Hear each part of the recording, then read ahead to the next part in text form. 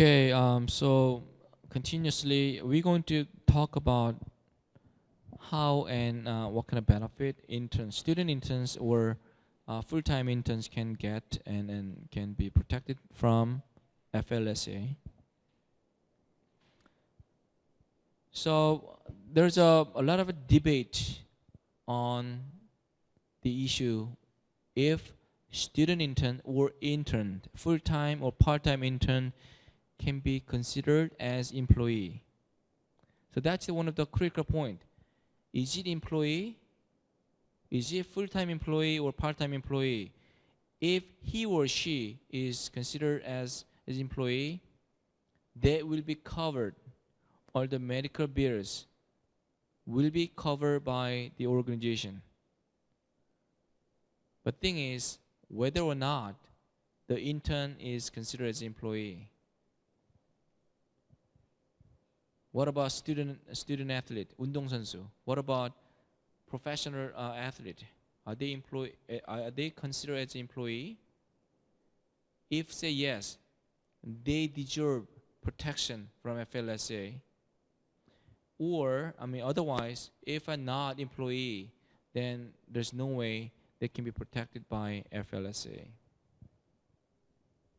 So the Department of Labor actually created a new word. Trainee. How can you interpret in Korea? Trainee.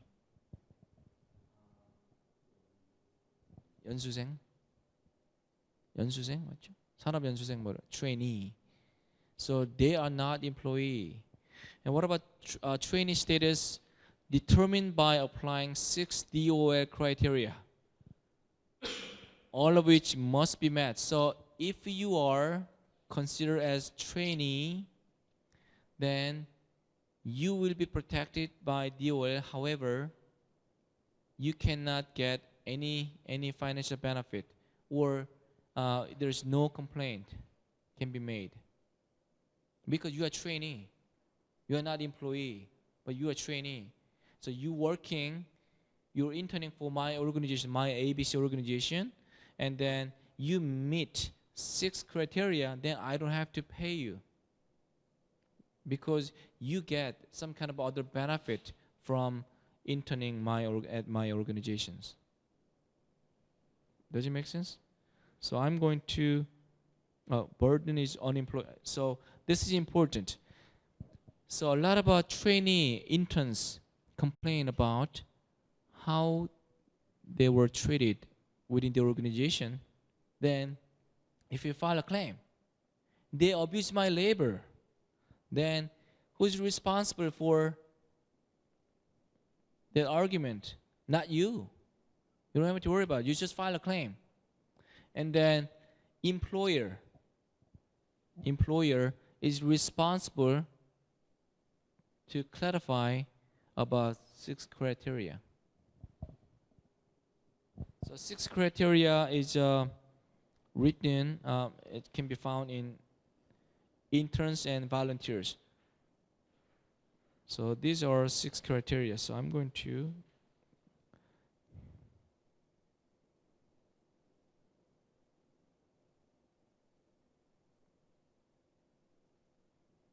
right here. So think about it. Number 1, the intern is not displacing a regular employee position and works under close supervision. I just interned at the Gainesville Sports Organizing Committee. So they changed their name to Sports Commission. 스포츠 조직위원회에서 intern했는데 for 2 semesters. And then I was asked to make a copy. I was a master student. So I didn't use copy machine before, so kind of learning experiences. But next day I went to the organization to intern, and then I was asked to do the same thing. So master students paying this much money, such as if I had to pay tuition up to 6 credit to 3 to 6 credit. So depending on number of hours you can work, you can intern at the organization, you can choose If you want to work 9 hours a week, then you can choose 3-credit internship course. So you have to pay 3 times maybe $1,000 per credit. So you have to pay $3,000 to the university for that opportunity. Or if you decide to work 6 credit, which means 6 times 3, 18 hours a week at the organization, then you have to pay about $6,000 to the university. So kind of a double burden. You pay money to the university, but you don't use any electricity, any computer system, right? Why you have to pay your tuition to the university where you're working or interning at other institutions? So students' perspective, I'm paying my money out of my pocket. Also, I'm working. I feel like I'm working. I'm helping the other organization where all the benefit will be given to that organization, not me.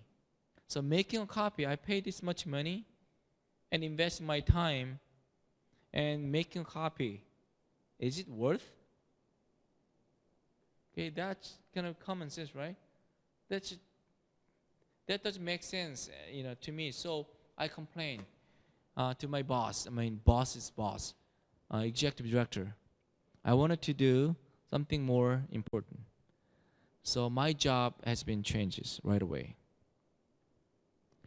I was asked to create bidding proposal, which means I was a master's degree and first degree of black belt in Taekwondo, and my executive director asked me to develop bidding proposal for U.S. National Championship Games. So they wanted to host USA National Taekwondo Championship Game in that location. So whoever interested in hosting that national event, they have to develop bidding proposals.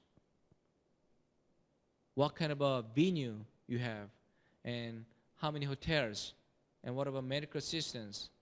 So I have to write all these specifics and then submit the bidding proposal to the governing bodies. But I never heard about bidding proposal before. I wasn't educated, so I had a hard time. However, I learned a lot. So I thought my money was worth then. That's better than just making a copy. So number one, just considering that situation, my personal experiences. Number one, the intern is not displacing a regular employee position and works under close supervision. So works under close supervision is kind of subjective. What do you mean by close supervision? 10 interns under one supervisor. Is it close supervision? Or 5 interns under one supervisor? So this is somewhat arbitrary.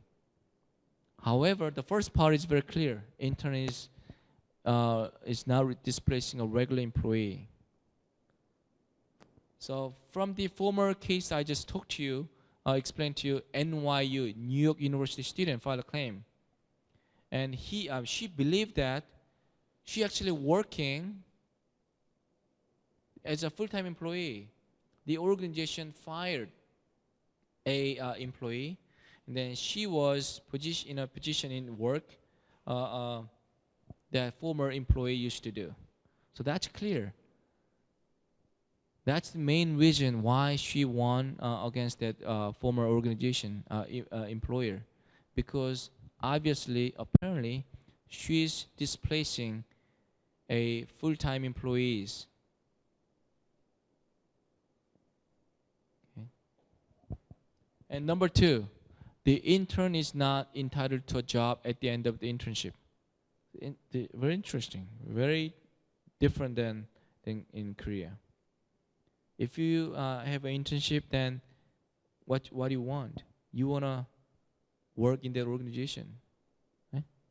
Internship is kind of a starting point to step into the organization. But number 2, intern is not entitled to a job at the end of the internship. Another experience, when I was a master's student, the Tampa Sports Authority. So once again, this name has been changed to Sports Commission. They hire 10 interns. And then the executive director of Sports Authority explained to us, they are going to hire one best intern out of 10 interns at the end of their internship program, which is just 6 months long. I didn't know it's a direct violation of DOL criteria, training criteria. You can hire. If you want to hire, then you cannot displace a regular employee. Apparently, you telling us you are hiring 10 interns who are actually replacing the regular employees, and then at the end of the internship program, you are proposing that you're going to hire one of the best intern at the end of the program. That's a violation. What about number 3? The sponsor organization and intern understand the intern is not titled to any wages during the internship. So we have to understand clearly before we start working, we start interning. This is not paid internship. This is a unpaid internship. Number 4, the intern receive training from the sponsor organization even if it takes time away from work and is of no immediate advantage to the employer. So you have to provide some specific training programs. So that's why we try to support you does not pay to trainees. Simply having a trainee, new trainee, I don't know how many regardless of how many trainee your organization hire, will slow your business process, because whenever you do, you have to explain to your trainee, okay, this is what it is, you have to do blah blah blah, right? So we understand having a trainee is a burden, not a benefit. All the benefit will be given to number 6, to the trainee. Okay, and then excuse me, number 5, training includes actual hands-on experience with equipment or processes used in the industry. So the main reason the university and education department support internship program, because this is one of the quickest way to break out the gap between classroom, academic institution, and business practices. So you have to know what's happening, and then you have to be able to access to the actual equipment that university cannot provide at the classroom setting.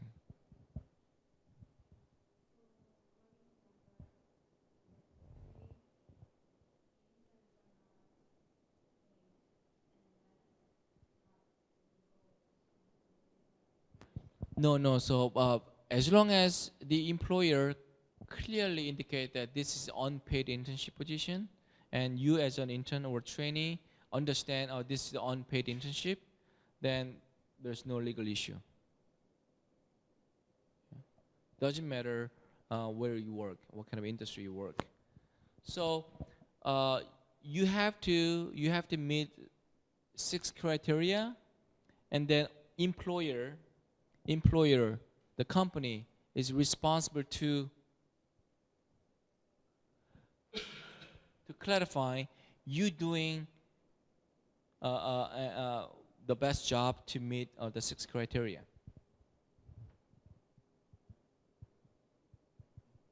So any intern who has a problem or complain about the internship, then just ask yourself, 6 criteria. Is there anything the employer kind of violating or does not meet? Then you have a chance to win against your employer. If you keep violating this criteria, then employer will get fines, and then potential imprisonment up to 6 months. Unfortunately, in reality, the student interns I mean, they don't have any time to file a claim. But if you're interested in going to law school, then why don't you file a claim? And then you can become a popular, right? And then you can write a statement of purpose saying you want to go to law school because you were mistreated by a certain organization when you were intern. So that's one of the great rationale.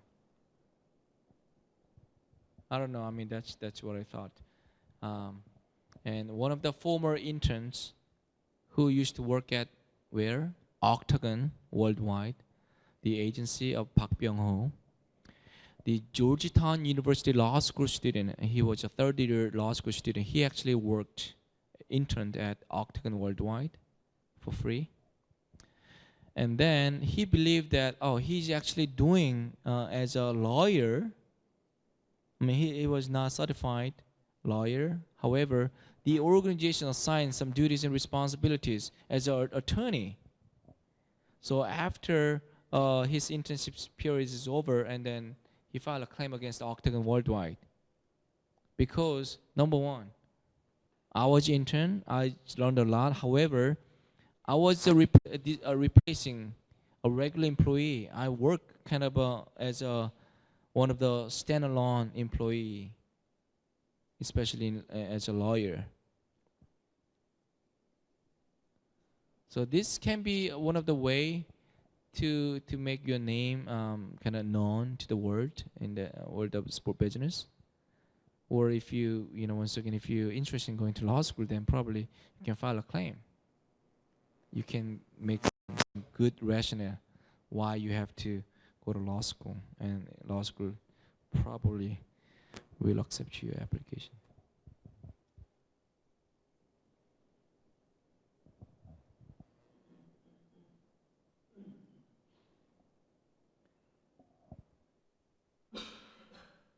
Okay, so I want you to remember six DOL, Department of Labor criteria. What about volunteers? Volunteers. Have you ever volunteered for any organization?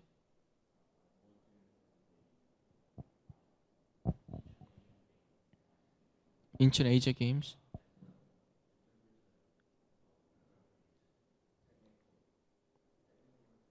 Okay. So was it intern or was it volunteer?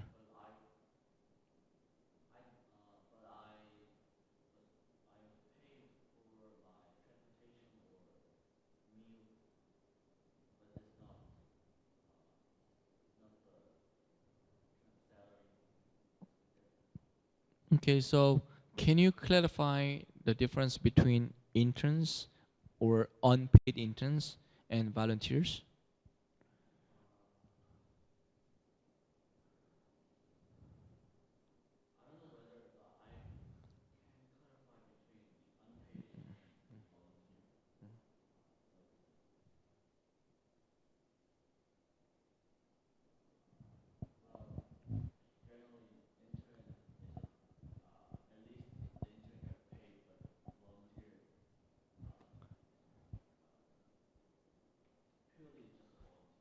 Mm.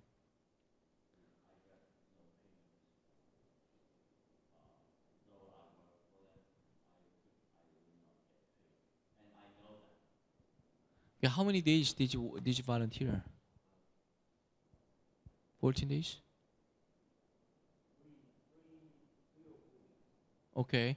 So I think very interesting to hear that, because probably the main difference between internship program and volunteer program, uh, the length of time.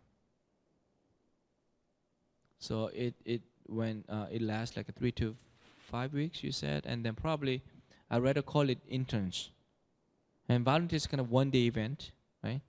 Or kind of less than 2 weeks. I mean, less than 10 days. I'm a volunteer, but if you belong to that organization as a student status, then probably you would prefer to call yourself as an intern, and then you can request your organization, your supervisor, why I'm volunteer. when I work more than 5 weeks. So can you change my title as an intern instead of volunteers? Because the reason that I just ask you, because your benefit and then your protection status will be different, quite different. Volunteers, Olympic Games, how many volunteers do they need? 5,000, 10,000 volunteers all over the world. So there's no way they can be protected. So the major organization, they have a website. So if you're interested in volunteer for the Olympic Games, you have to download and you have to provide your personal information, and then they will recruit. They will actually let you know if you accept it or not. And then don't forget to provide another separate document, which is exemption agreement. You won't be protected by the organization. If you're injured, unfortunately, then that will be paid out of your pocket. So organization will not be entitled to cover your medical bills or some other undesirable happenings during the event. So you have to sign the date, and then you won't be protected. So that's one of the reasons. So if you interned, and then the organization recognize you as an intern, then more likely you'll be protected if you're injured. So volunteers are important component for many sport organizations. However, they are not considered employee for the purpose of FLSA. So there's no way you can be protected from FLSA, which means you work 45 hours as a volunteer, okay? No benefit will be provided.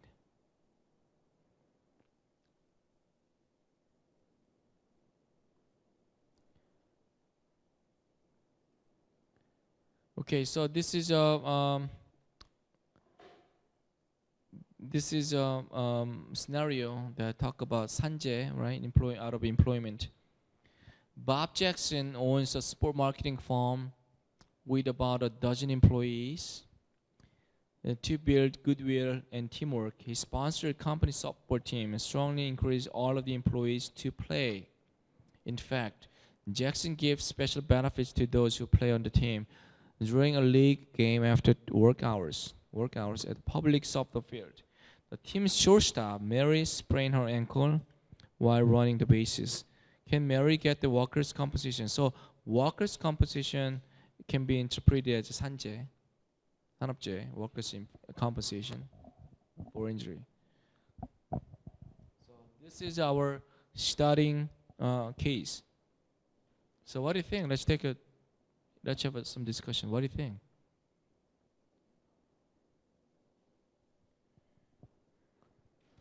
Okay, so there's a couple of things after work hours, okay, and then at a public softball field.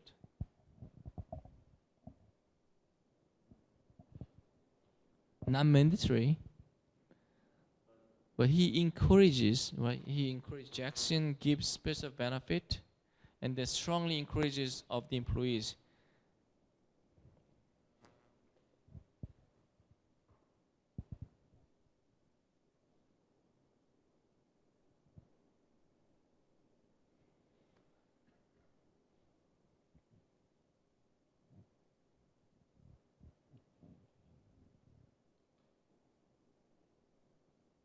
Okay, so let's take a look at some couple of examples. Workers' compensation laws examples. So tipping over a box of promotional items in your office and breaking your wrist. Do you think it can be considered as a workers' compensation?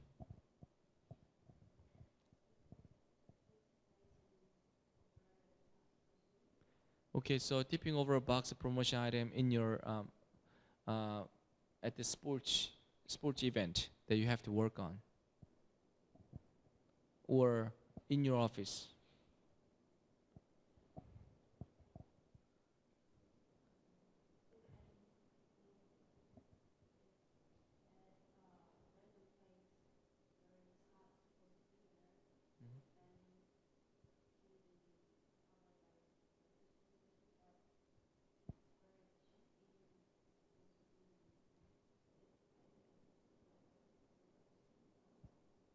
Okay, so tipping over a box of promotion item in your office. So this happening in your office, and that's part of your job. So you're as a assistant marketing and promotion manager, right? So you have to relocate some of the items in your office. So obviously this is out of your employment, right? This is directly related to your job. That's what I'm asking. Is it directly related to your employment? Part of your job? Yes. If so, where does it happen? Office. Then you can think about workers' compensation.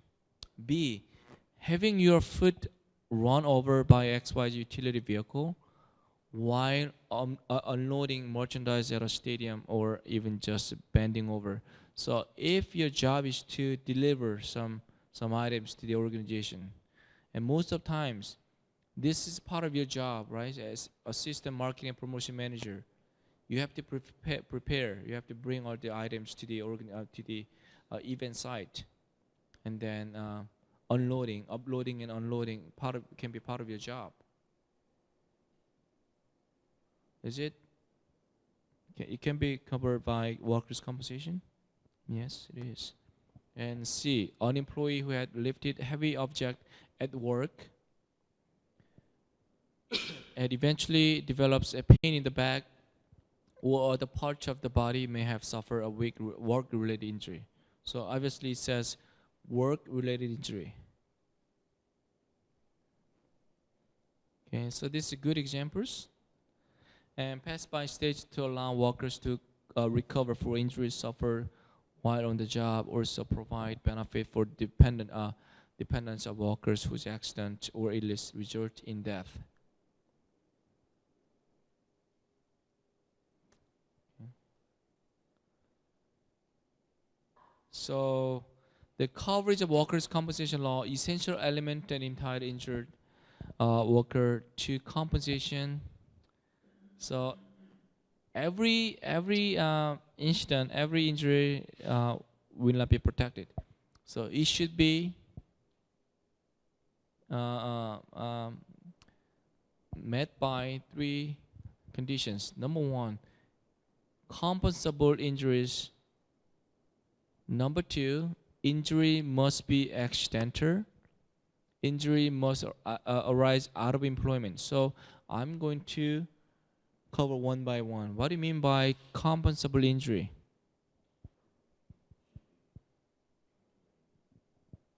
Calculated, okay. Compensable injuries. So usually in terms of workers' compensation, if you said, oh, I have a mental disability, mental stress, mental distress, psychological disorder, it's kind of hard to measure. We understand you actually went to some hospital to have some cure some your medical and emotional injuries. However, it's extremely hard to calculate into dollar amount. What do you want? Is it permanent or temporary? So exclusions, psychological or emotional injuries. Psychological or emotional injuries will be excluded. And then injuries that are self-inflicted. Self-inflicted, yeah, so you hurt yourself or maybe you contributed. You're drunken or you doing some misbehaviors while working.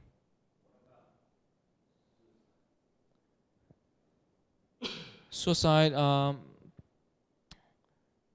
I think that's we have to know a lot of fact behind the suicide, the actual.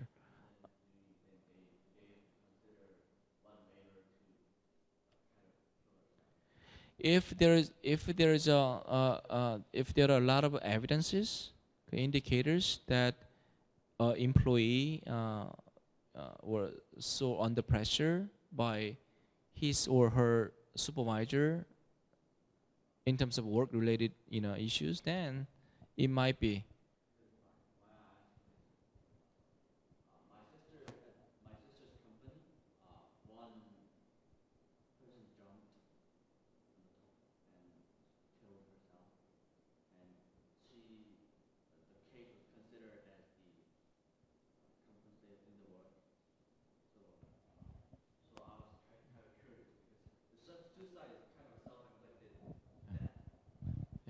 So if you win over the case, then probably you have to convince the judges or jury that he or she, who actually society, were under a lot of pressure, or so they have to interview all the colleagues, right, or other employees, and then ask them, how much stress has been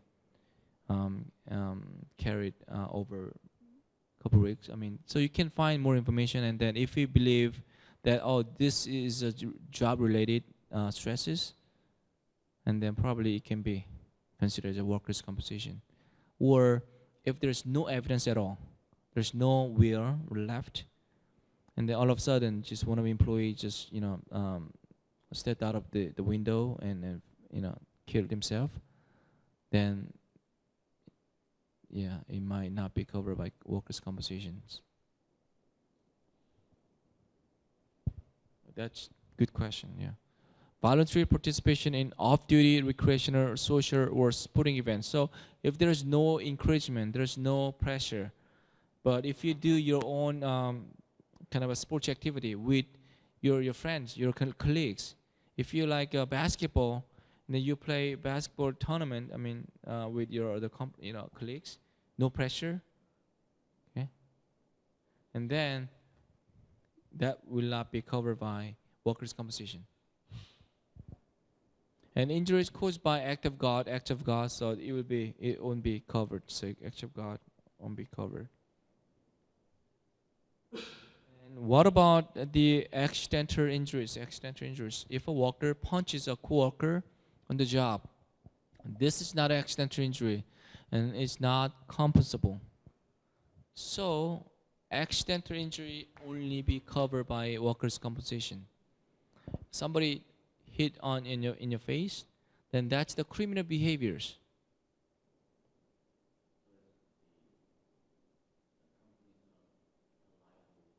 Not liable. Yeah. All the violent behaviors, kind of assault and battery.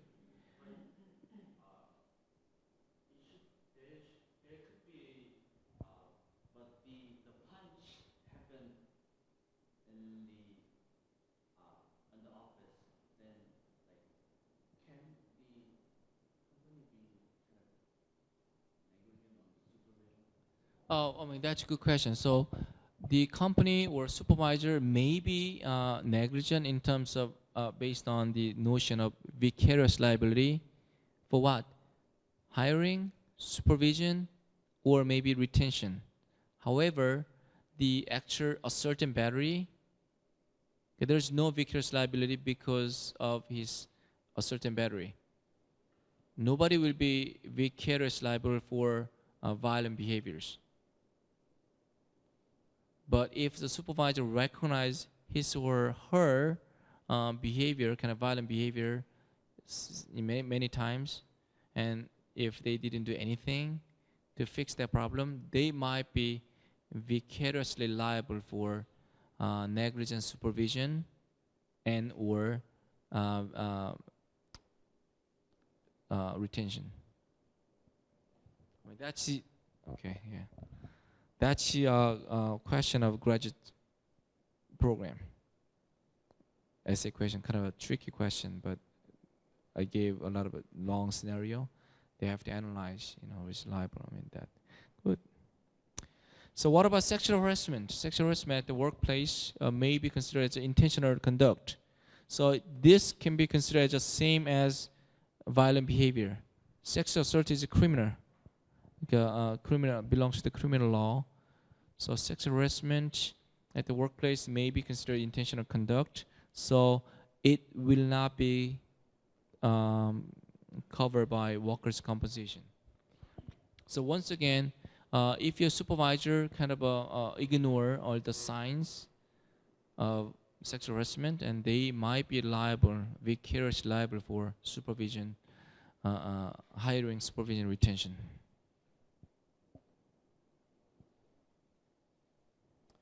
So this is a 5 criteria. Is it out of employment?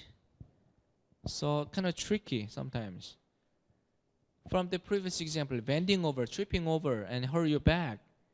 to move some of the promotion item. That's easy. During the working hours, on the employer's premises,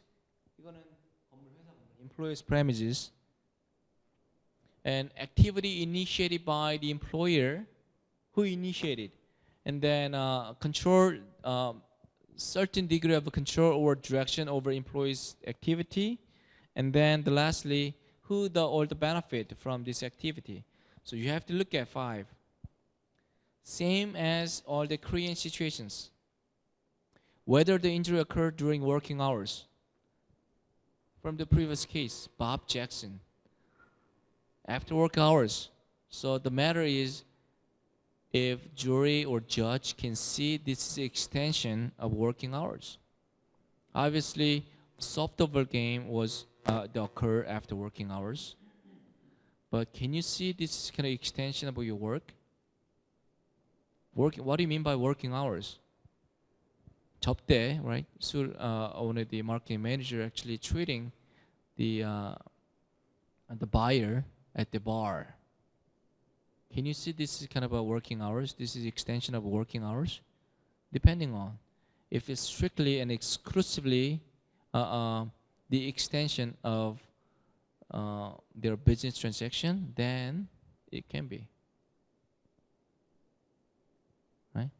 So I'm the employee marketing manager. If you're a buyer from other side, then you and I only having a dinner after working hours. And then if I hurt, if I had a cancer because of so much drinking, or accidentally I hurt by automobile accident at the event, then it can be considered as an extension of working hours. Make sense? Any question on number 1?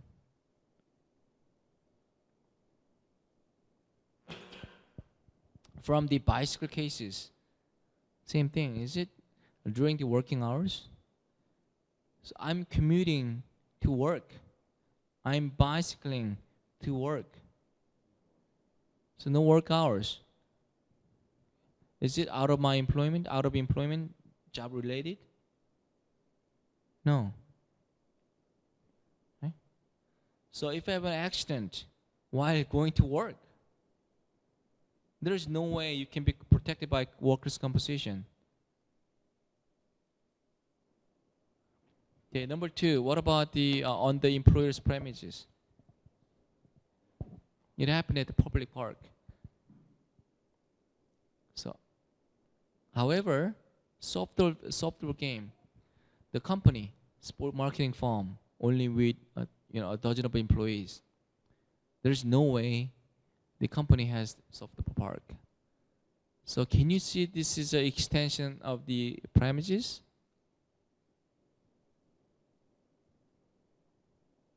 Yes. Think about it. Samsung has their annual sport and physical activity a couple weeks ago. About 12,000명, 12,000 employees attended and participated. So where did it happen? The Samsung premises? No. They rent the big stadiums. Same thing, other major companies do the same thing. Okay? Employers' premises? No. What about mountain? Go to mountain. 산행 group. All the employees supposed to go to Kwanang Mountain, for example. Is it on the employer's premises? No. Because if you have a specific purpose, kind of climbing or hiking or playing some special sports like a basketball, then it can be considered as an extension of premises. Because if you want to play a softball game, you have to go to public park. If you have some table tennis competition, if you go to some table tennis kind of club. What about number 3? Whether the injury occurred during this is a typo, an activity initiated by the employer. What do you think? Initiated. Who initiated from the example Bob Jackson's case? Bob Jackson, yeah. And then what about number 4? whether the employer exercise any degree of control or direction over the employee's activity. Can you think about, do you know what does that mean? Control or direction over?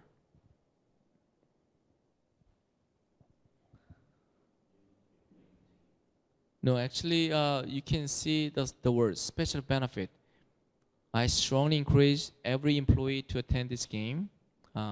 And if you participate, I'm going to give you special benefit, such as bonuses or some promotion opportunities, some other credit. That's kind of a control over. Such as if you do something for me, then I can give you some extra credit. That kind of some kind of a control or direction over you. So obviously there's just some special benefit, right, to control. Such as if you participate, then I'm gonna give you 100만 won as a bonus. Okay, would you attend? Yes. More money, more opportunity, more chance to participate. Number 5, whether the employer benefited or stood to benefit from the employee's activity. What do you think? Who will get the benefit, most benefit from the case? What's the main purpose of having this tournament, a softball game? To build goodwill. To build goodwill, because if you know each other more, then get along with other employees. Production, effectiveness, and efficiency of the organization will go up. You work hard, more benefit, more profit, and I'm the owner of my company. I will get the most benefit. So based on these 5 factors, then we can see Mary is more likely to get workers' compensation, even though the softball game occur after work hours and occur at the public park.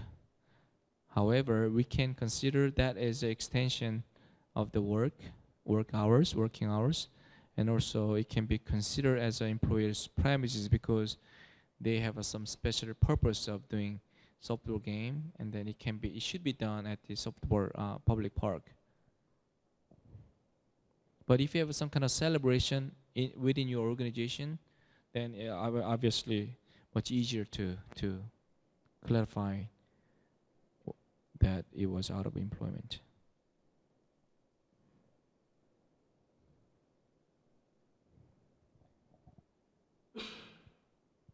So premiums for workers' compensation insurance. So this is strongly recommended by a lot of organizations. Workers' compensation, the benefit, intensity or degree of workers' compensation is not so great. So even though you are covered by workers' compensation, the extra benefit that you receive out of this will be kind of quite limited. So a lot of organizations are encouraged to have the premium insurances.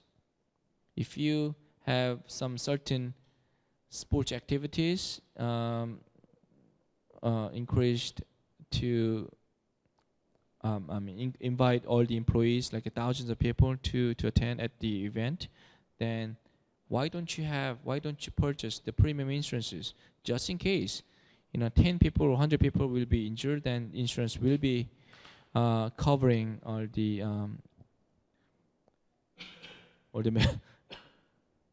medical bills, etc. The cost of premiums affected by number of injuries at the workplace. So cost of premiums of insurance will be different. So they're going to look at what kind of job, what kind of event. Is it dangerous? It's a normal event. Who's going to be participant? Younger, minor, men and females? What kind of sports activities will be occurring? Soccer versus boxing versus bicycle, cycling, or water sports. So depending on the nature of the event that you hosting, the price of premium will be different. Premiums affected by employee risk category. So they have their risk category.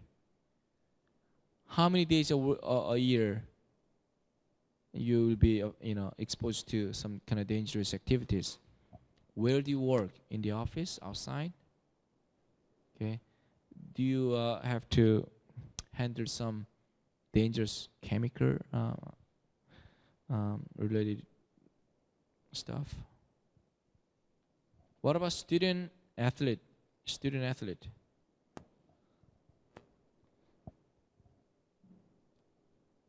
The first question, is student athlete considered employee?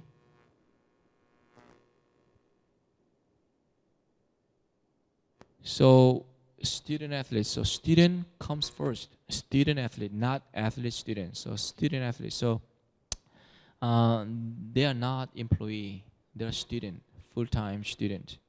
Doesn't matter how good at your sports. So actually, in your handout, there's a cases. Right before this 12-week, week number 12, the last page of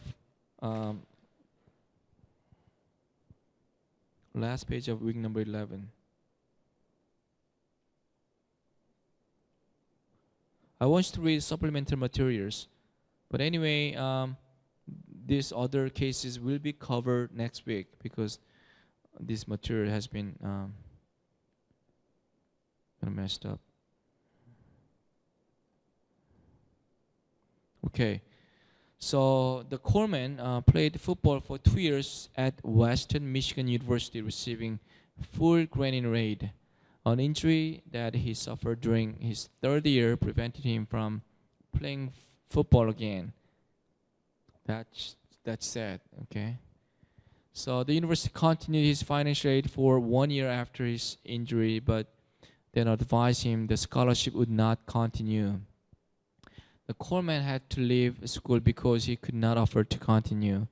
Coleman sued for workers' compensation.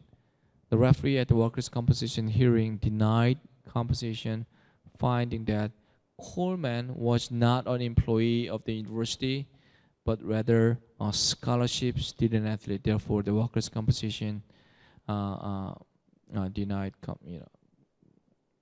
and appeals board denied compensation. So student athlete will not be employee, and they can obtain the employee status.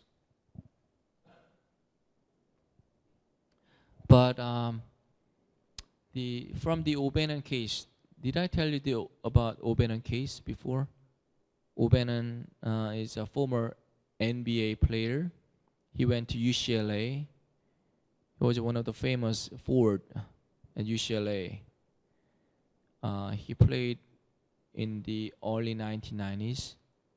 And in 2006 or 2007, he was playing. He retired. And he playing video game with his friend. Yeah, so that's O'Bannon case. So because that case, he partially won from the lawsuit. And a lot of us student athletes are entitled to receive up to $5,000 in addition to tuition and tuition and benefit and room and board. Room is dormitory room, and board is all the meals. So everything will be covered.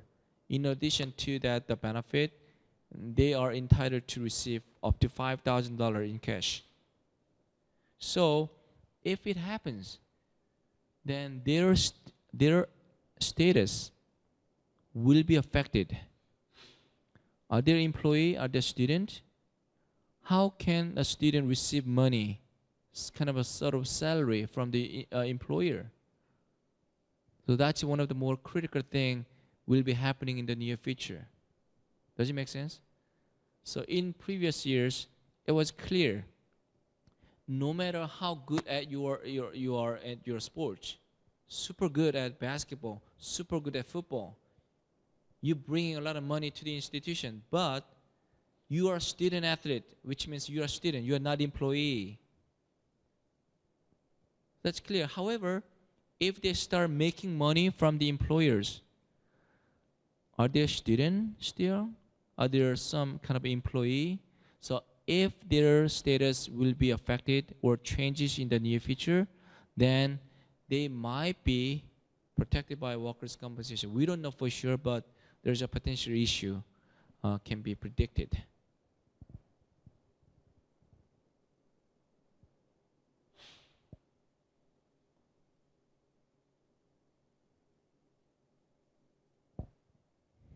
Okay, so from the Coleman's case, workers' compensation benefit are not applicable to student athletes. So this is what it is. But once again, if a new regulation be affected by O'Bannon's case, because of result of the O'Bannon's case, then we don't know for sure. However, I believe there might be some room for their status be changes to employee. It's a student intern eligible for workers' compensation. What about student intern? Like you. You are not a volunteer. So once again, volunteer is not entitled to receive workers' compensation. That's right. So once again, student athlete is not employee, not entitled to workers' compensation. Volunteers is not to be protected by workers' compensation. However, student intern, no matter what, okay, it doesn't matter whether you receive money or not, you will be protected by workers' compensation. However, there's one condition. If this internship is a requirement for your graduation, you have to have an internship to graduate, then workers' compensation will be applied. However, if it's not a requirement, you just voluntarily to have an internship experience, then it may not be applied. So, generally speaking, all these sports or other organizations try to hire interns, students who are currently attending the academic programs. So if you see some of the job description, they require any student can be applied. However, they are supposed to be attending a institution, university. And then this can be considered as part of their credit.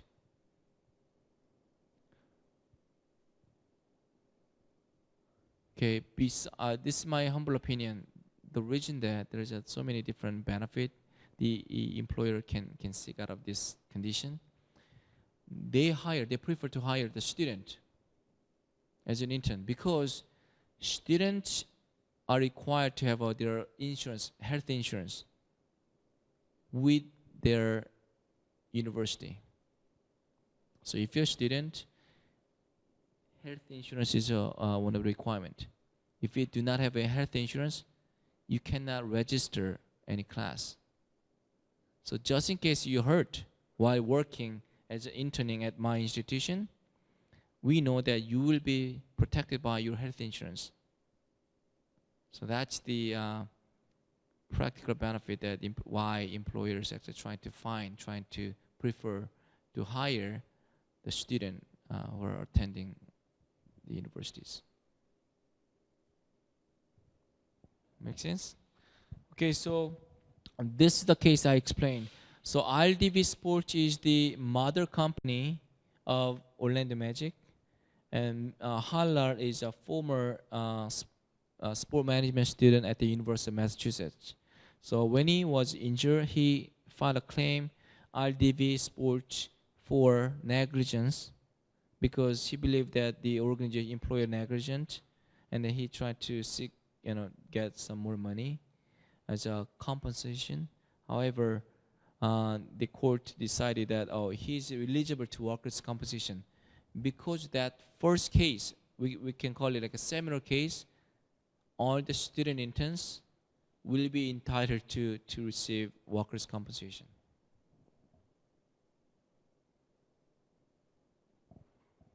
Any questions today? Okay, so this is the end of today, and then next week I'm going to cover the work number 10, employment discrimination. But the PowerPoint and lecture note kind of mixed up. So I want you to read wing number 10 and 11 and 12 completely, so you know which part should belong to. So kind of mixed up. Okay.